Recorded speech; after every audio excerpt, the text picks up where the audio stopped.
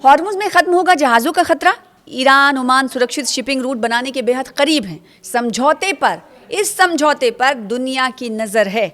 तो जिस समझौते पर दुनिया की नज़र है वो समझौता आखिर है क्या, इसको लेकर अपडेट आपको इस रिपोर्ट में बताएंगे। आदाब, नमस्कार, आप देख रहे हैं न्यूज़ 18 उर्दू का ये सोशल मीडिया प्लेटफॉर्म। मैं हूं आपके साथ सना वारिस। हॉर्मुज़ स्ट्रेट से होकर सुरक्षित कमर्शियल शिपिंग रूट बनाने को लेकर ईरान और ओमान के बीच बातचीत आखिरी चरण में पहुंच गई है। इस बीच ईरान के राष्ट्रपति मसूद पेज़ेश्कियान ने प्रतिबंधों और सैन्य टकराव का हवाला देते हुए मौजूदा दौर को 1989 की इस्लामिक क्रांति के बाद से मुल्क के लिए सबसे मुश्किल वक्त बताया है। हॉर्मुज़ से होकर सुरक्षित कमर्शियल शिपिंग रूट बनाने के लिए ईरान और ओमान के बीच बातचीत अपने आखिरी दौर में पहुंच गई है।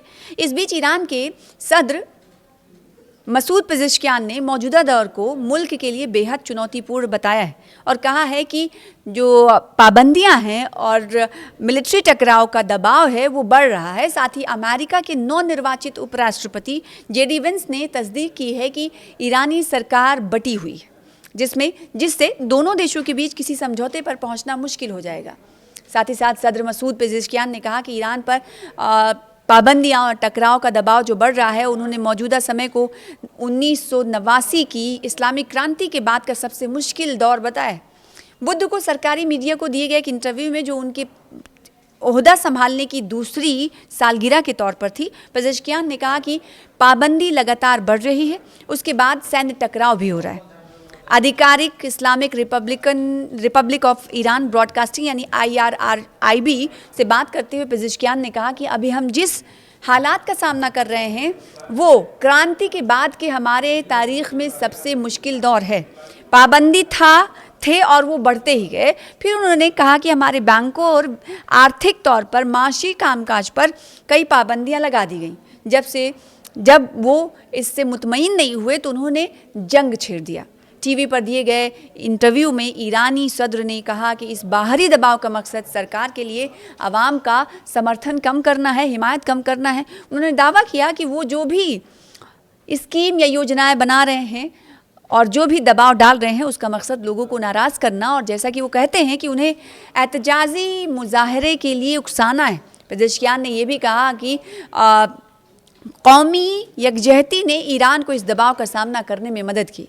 उन्होंने कहा कि अगर हम आज तक टिके हुए हैं तो इसका क्रेडिट ईरान के अच्छे लोगों को जाता है। जेडी वेंस ने बुध को ईरान के साथ संभावित समझौते के बारे में एक बयान दिया था। उन्होंने कहा था कि इस मुद्दे पर बातचीत आसान नहीं होगी और इसमें काफ़ी समय लग सकता है। जेडी वेंस के मुताबिक ईरानी लोग बहुत रिजिड हैं, बहुत जटिल हैं, स्ट्रॉन्ग है और उनका शासन ढांचा बिखरा हुआ है, जिससे बातचीत की जो प्रक्रिया है मुश्किल हो जाएगी। बुध शाम फॉक्स न्यूज़ को दिए गए एक इंटरव्यू में उन्होंने कहा कि हमारा काम इससे निपटना और अमेरिकी लोगों और असल में अमेरिकी राष्ट्रपति के लिए सबसे अच्छा नतीजा हासिल करना है।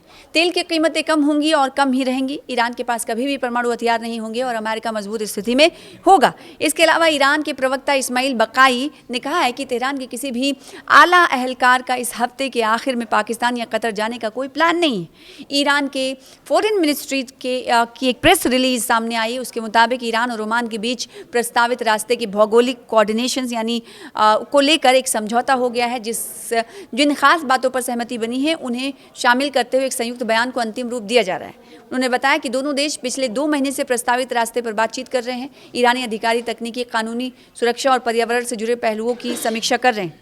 बकाई ने कहा कि ईरान के खिलाफ अमेरिका और इजराइल के सैन्य हमलों और उससे क्षेत्रीय सुरक्षा पर पड़े असर की वजह से ये स्ट्रेट बंद कर दिया गया था।